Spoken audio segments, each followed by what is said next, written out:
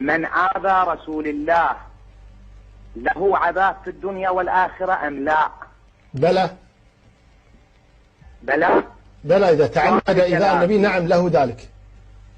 سؤالك الآتي، سورة الأحزاب آية 56. نعم.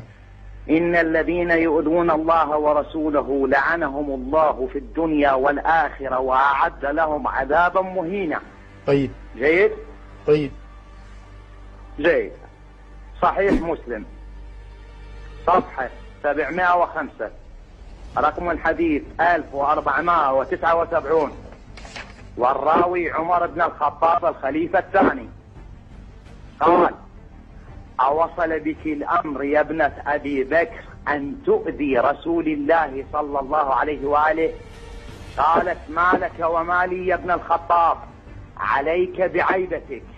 ثم ذهب إلى حفصة وقال لها: أوصل بك الأمر أن تؤذي رسول الله صلى الله عليه وآله؟ والله إن رسول الله صلى الله عليه وآله لا يحبك، ولولا لطلقك. هذا الأول. الثاني. طيب شيخ الحبيب، أبو محمد من العراق الذي حقيقة تفوه يعني بعبارات، نحن نسمح لهم أن يدلوا بآرائهم لكن بأدب. الله يهديه.